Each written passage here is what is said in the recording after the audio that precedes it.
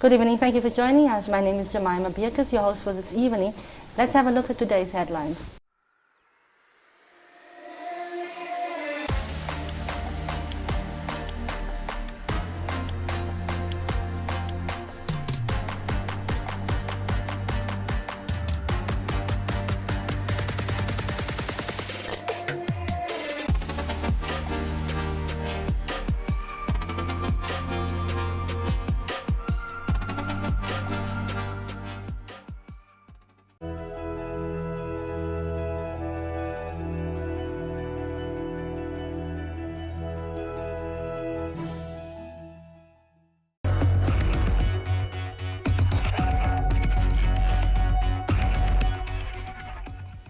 Welcome back. This evening we're speaking to Advocate Bience Gawanas. She was the former Special Advisor on Africa for the United Nations. Before that, she served as a Commissioner for Social Affairs at the Africa Union Assembly of Heads of State and Government. Thank you for joining us, Advocate. My pleasure, Yamina. Advocate, can you talk to us about your work at the UN and how you are plowing back that expertise and experience that you've gained there? Oh, you know, it has been how do I say, a full circle, coming full circle, having served on the national level, and then move on to serve on the continental level, and then get into the UN. And what I always say to people, both at the AU and at the UN, is when you walk through those corridors or you sit outside, then you think of the days that we were struggling, when our leaders were actually walking those corridors, lobbying for Namibia's independence. So for me, it was like, a déjà vu, that coming back to, going to the UN. But in terms of my own, office, I was Special Advisor on Africa. And this was the only office that exists within the UN, especially at the headquarters, that was specifically dedicated to Africa. Our main stakeholder or main partner is obviously the African Union. And therefore, my task was really to strengthen the partnership between the African Union and the UN, but also to look at issues of peace, security, and development nexus. We have got departments that are specifically dealing with development issues or with peace and security or peace building issues. So I always saw myself as the nexus between peace and development, and trying to forge that link between the two. I think it was also important for us to realize that the biggest footprint of the UN is in Africa. With many UN agencies operating in Africa. The Secretary General's commitment has always been that the UN must become more coherent, coordinate their efforts much better. And so I was also, being the Special Advisor on Africa, trying to get UN agencies to really work together across the nexus and to deliver as one, as we always say, within the UN system. It was all, for me being one of the few Namibians that have entered the UN at the level of Under Secretary General, I really saw it as just showing others that, it can be done, that you can be a refugee yesterday, a black child under apartheid, but that you can reach amongst the highest levels at the UN. And I hope that that will be an inspiration to many Namibians to wanting to enter these institutions, whether it's the AU, whether it's SADC, or whether it's the UN. And I would definitely want to encourage many more Namibians. I know it's not always fun to pack up and leave the country, and I've done it almost 3 or 4 times now, but still I would say that it's valuable experience that you gain. You learn so much about other countries and what people are doing and the challenges and the opportunities that are there. What I always would value about the UN is that I always ask myself, what would the world have been without the United Nations? It brings together, hundreds of nations to discuss, common purpose, finding common, solutions to the global problems. So yes, as I said, as the special advisor on Africa, it was my role to advise the Secretary General on pertinent issues pertaining to Africa, but also to make sure that there is better coordination and coherence in UN support towards Africa. Now, you've earlier mentioned that you were a refugee yesterday. You yourself have lived that experience of not knowing where to go next. Now we have that situation of the Angolan refugees here in Namibia right now. With your background, how do you think can this be done, or should this be done? You see, you must always understand, Jamina, that yes, it's true. We were all once upon a time refugees. The difference is when you are fleeing your country as a result of the economic situation or as a result of a civil war in your country, it's much different when you are fighting an external enemy. And so in our case, because of the history of Namibia and apartheid South Africa, we were embraced by the UN. We had UN support. In fact, as refugees, most of us lived in camps. We didn't live in the, in the cities or in the capital cities, and we were, a community within those refugee camps. Unlike the situation that you have, where you have people like the Angolans or people from Congo and so on fleeing their countries because of civil war and so on. The world looks at it slightly different because they don't see that as an internal, issue within a country.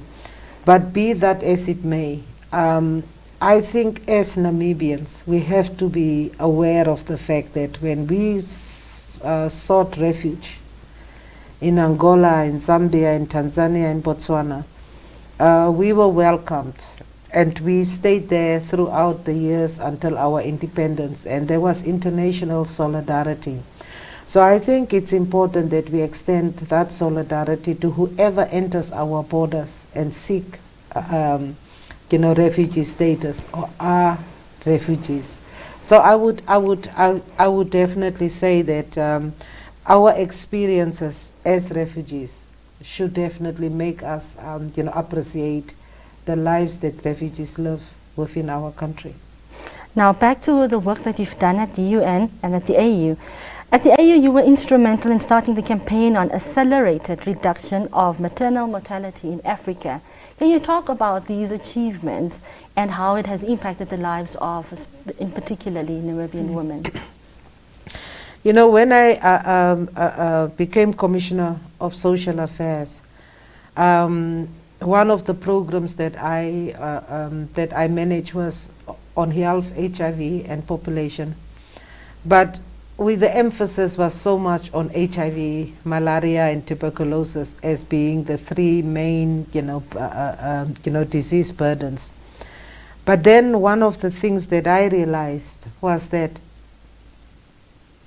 it was inconceivable for me when I looked at the statistics that so women were dying during childbirth, or even the complications as a result of pregnancies.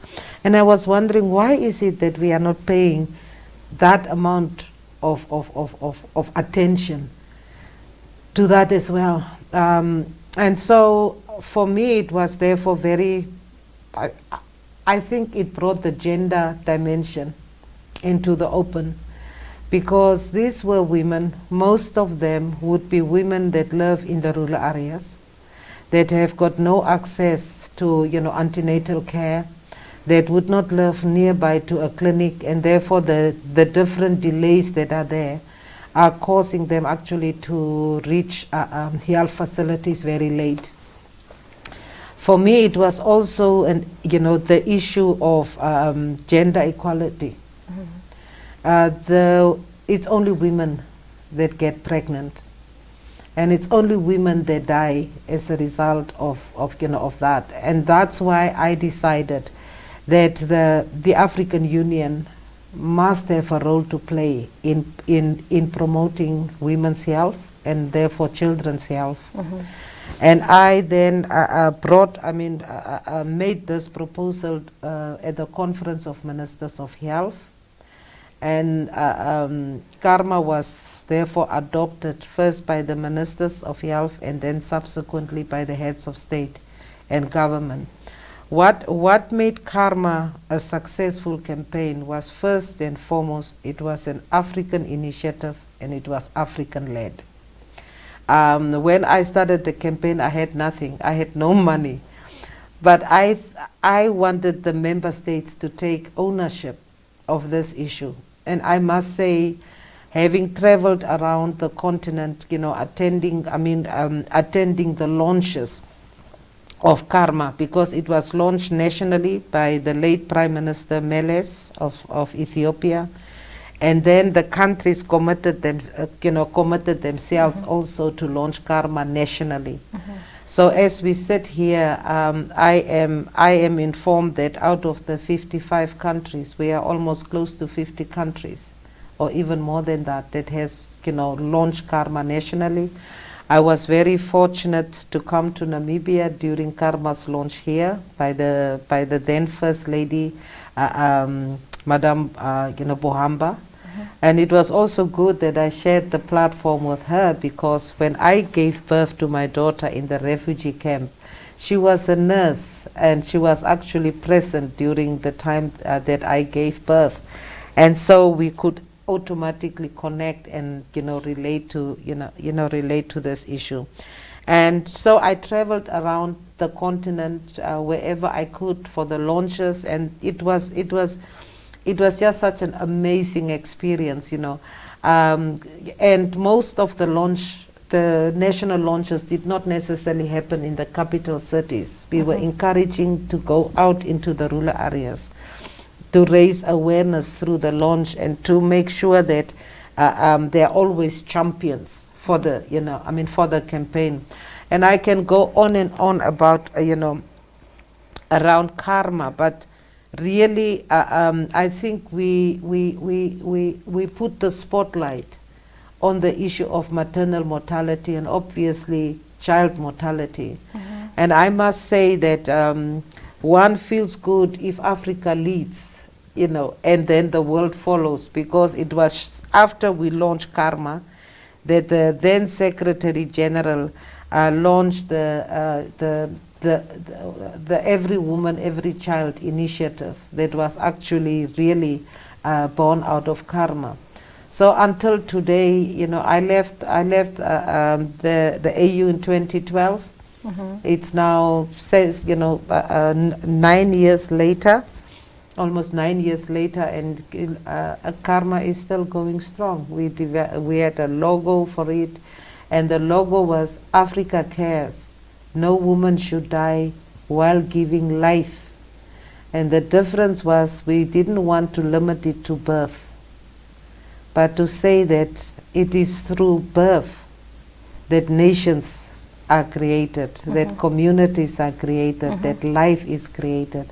And so that was the slogan. And I was so glad when I was coming to Namibia, the slogan was Namibia Cares. I go to Angola, Angola Cares.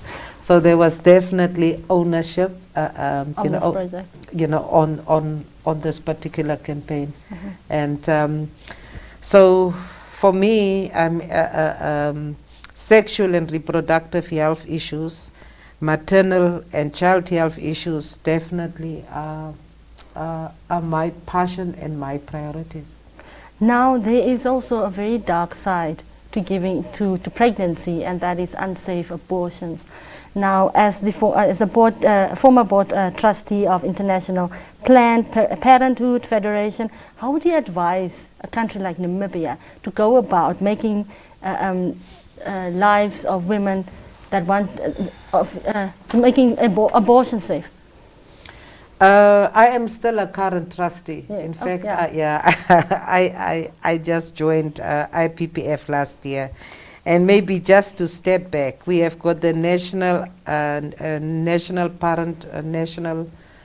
Planned Parenthood Association, which was established in the early 90s. And at that time, I was Secretary General of NANAO, the Namibia National Women's Organization. So it was during that time that we were approached to help in the establishment of NAPA. And so I was involved in the establishment of NAPA, including helping them to draft their first constitution. And so for me, sitting, at the end of the day as the IPPF Board of Trustee and the Treasurer of IPPF, it's just a continuation of what I already started. Now, coming to the specific issues of unsafe abortion, I always want to start the discussion by really asking myself, in terms of access to information, access to contraceptives, access to all the things that you want to have access to allow you to make an informed choice. That is, for me, very, very important. A pregnancy should be planned and should be wanted. It should not just be a question of, oh, by the way, it's my fifth pregnancy, I really didn't know. Or it's my fifth pregnancy, I really didn't want to. But it didn't work out that way. So for me, we must always contextualize the discussion of abortion, because it's always seen in terms of black and white. It's pro-life, pro-choice, and I'm saying I am very much pro-life. But I also support abortion. And I support abortion for the simple reason that if anything else fails, and I still don't want to have that pregnancy, should I be forced to carry that pregnancy through? And at the end of the 9 months, alone in a bush, I give birth and I dump my baby. And then all that we are focusing on is looking for that criminal that dumps babies, rather than go back as a society and ask, why are we not giving women the choice whether or not they want to be pregnant? And if they should be pregnant, what are the options that are open to them? I also want to say, people should stop speaking on behalf of a woman if they do not appreciate what that woman goes through. There is no easy decision that a woman takes that will go for an abortion in the same way, whether it's safe or whether it's unsafe abortion. It is still a very difficult decision. But at the end of the day, it is the decision of that woman that she wants to go through it. And why should the law stop her from doing that? Why should it impose on people choices that they themselves have not made? And Jamina, I want to go back to when we passed the Married Persons Equality Act. When we started discussing that, why should a woman who yesterday could sign, once she gets married, she could no longer sign on her own behalf. She becomes a minor. And we abolish all that, but we also abolish the status of head of household. And men were up in arms. We are, we are the men. We are, and we said it's okay. You can call yourself head of household for as long as you care, but the law should not determine beforehand who should be the head of the household. That's a matter between you, between the spouses. If you feel that you want to be the head of the household, let it be. But the law should not have a place in that kind of relationship, and that's that's the way that I feel about abortion. I know that at the end of the day it will be the individual. The law will not force anyone to have an abortion, but the law will grant those that want to have an abortion that option to have an abortion.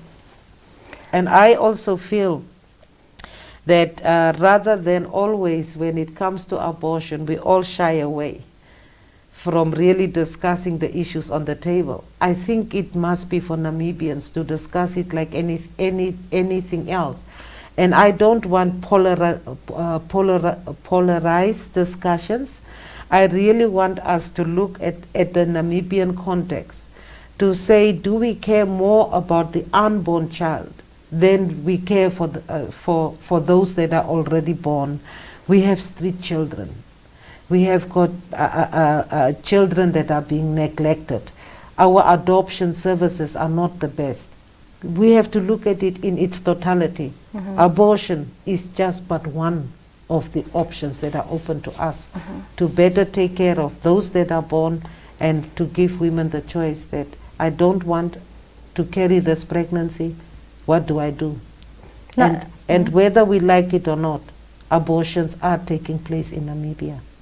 And for me, sometimes what I also feel about Namibian society is those that have the money are taking their children across the border into South Africa to have abortions. And those children come back and they continue to live their lives. But unfortunately for those that do not have that kind of access and the resources, they go into the back street and have the abortions. And it has also become a lucrative market. Backstreet abortions have become a lucrative market for those who supply the pills, for those who supply the means through which backstreet abortions take place. So it's a painful journey for all of us as Namibians to have to face up to that kind of issues. What I always say is that unless we discuss the uncomfortable truths, we will always pretend that everything is fine. Now, advocate, violence against women and girls remain a very big issue in Namibia. What do you think can be done to make to protect women and girls against gender-based violence? Jamina, I can't believe that it's 30 years of Namibia's independence, and I will tell you why I'm saying that. In 1990 or 1991, I became a member of the Law Reform and Development Commission. Actually, I was the deputy chairperson. And one of the first things that we did at the Law Reform and Development Commission was to set up a Women and Law Committee. And the idea was that this committee will look specifically at gender-based laws, discriminatory laws against women. We would also look at laws that are not on the book but that we need in order to promote gender equality and so on. Now, the first appeal that many women made in this country was, we need laws to combat violence and domestic violence. Imagine, that was almost 30 years ago. And we passed laws, the Domestic Violence Act, and we passed the Combating of Rape Act, and so we are very progressive. When it comes to the law? When it comes to the law, no doubt about it. But what I also discovered during my time as a law reformer is that we had public hearings. We traveled the country to hear from people what is the extent of the problem, what is it that they want us to do. And what was very clear coming out of that is that law is but just one of many solutions. And so we always keep on saying, don't put everything in a legal basket. It's a multifaceted problem that also needs multi-sectoral interventions. And what do I mean by that? I worked with a lot of women that were abused. And the question, and we are quite quick to say, get out. Get out of that abusive relationship. Why are you, hanging in there? Violence is physical and it's also psychological. And if you have lived in that kind of relationship for years, you start believing that you are not being abused. Not that you are not being abused, but it's like it's justified because there must be something wrong with me. There must be something wrong with me. But more than that, it has always been a question of, where do I go? Where do I go with my children? Will I have means to support myself and my children? So these are all the questions that come up in a woman's mind. There were women that were saying, I am going to sign my own death warrant the day I leave that house, because he may follow me and he may kill me. And we know instances where that happened. When women got out of those abusive relationships, they ended up in their graves. So what I'm saying is that it is not an issue that speaks to one solution. Have we succeeded in having a multi-sectoral approach to the issue? I don't think so. I think it is going to be economic, social, political, cultural, name it. And so all these stakeholders will have to find a way of addressing that issue in a much more broader way than just that individual woman.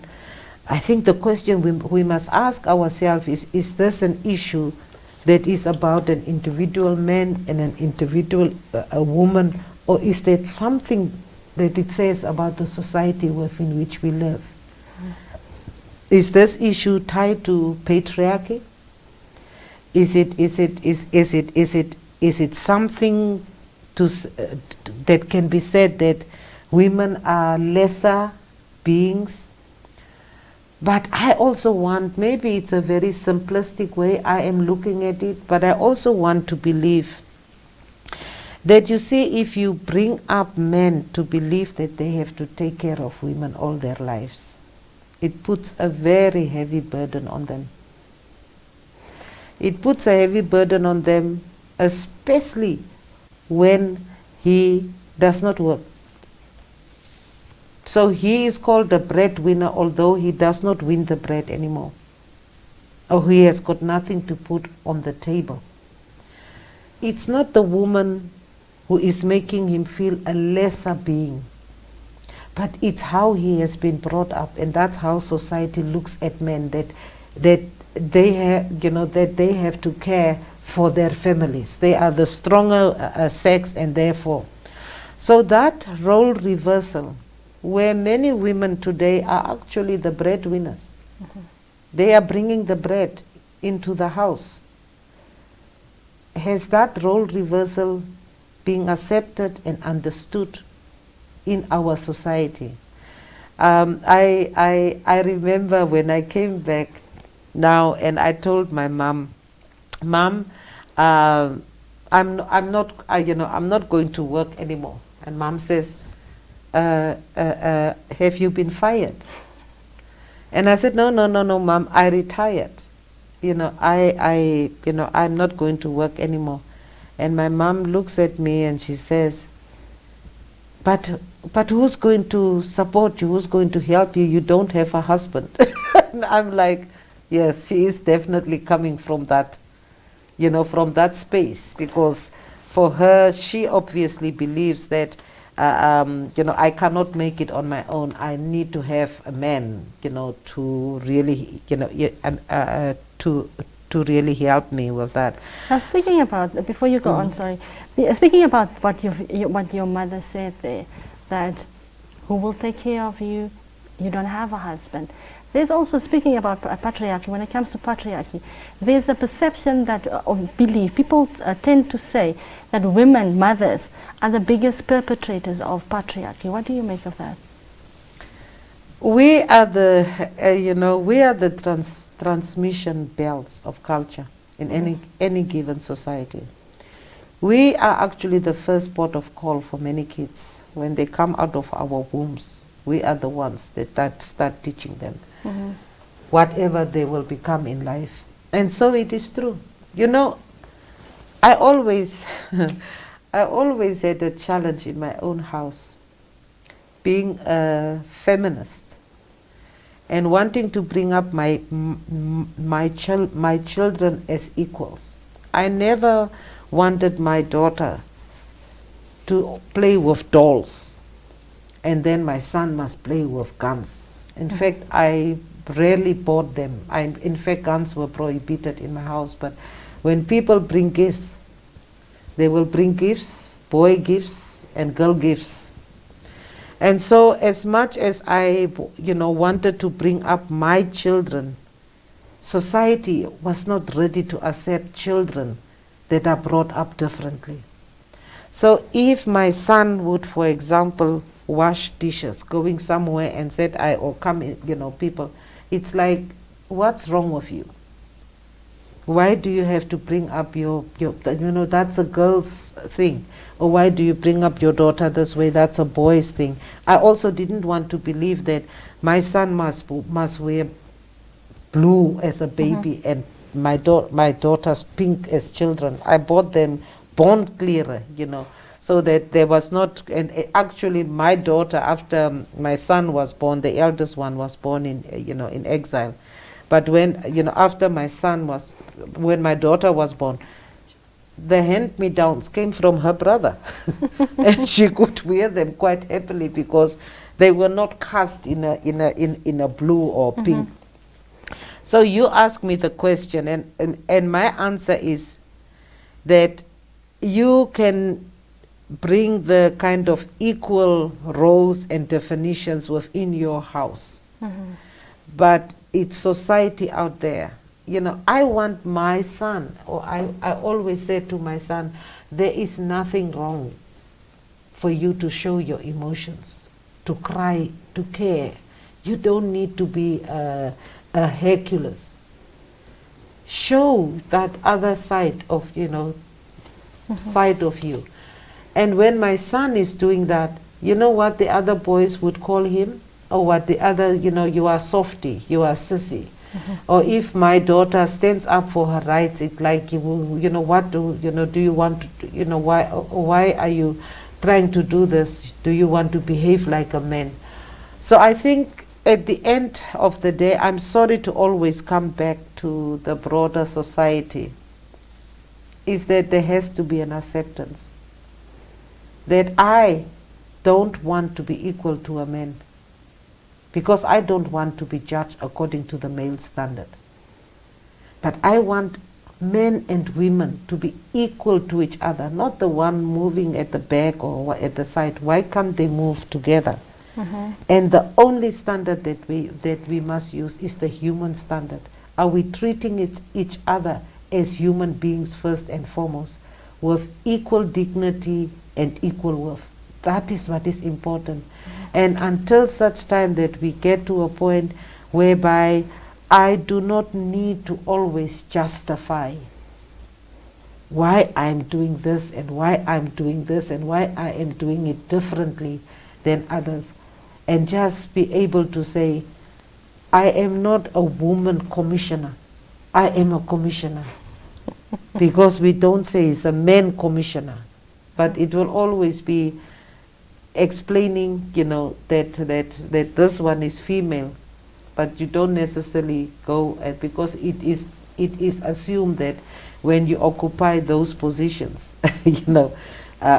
it will be male. In fact, the very day that I was appointed by the Secretary General, it's when he declared that he had achieved gender parity at the highest levels within the UN, at the level of Deputy Secretary General, Under Secretary General, and Assistant Secretary Generals.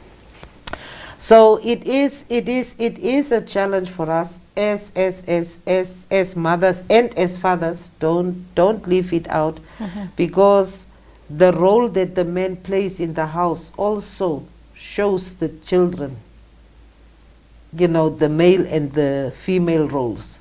I mean, my children had no problem to say, my mom does not like to cook. My father likes to cook. Yes, why not? Should I be ashamed that I don't like to cook? And he likes to cook, but there are other things that I like to do that he does not like to do. And that is how, how my children associated with us as a couple. When people come and visit, I will go and make tea, or I will offer them. Another time he will do it, and we didn't really see anything wrong, anything wrong with that. It's always living by example. Yes, of course. And showing your children as a man that this is how a man behaves. But don't behave in a certain male way and expect your son to be different, or the daughter to be different. It is what we do within the confines of our homes, where children are exposed for the first time as they are growing up. Sometimes they may not necessarily understand, but they see. Thank you very much for joining us on. Thank you, Jamina.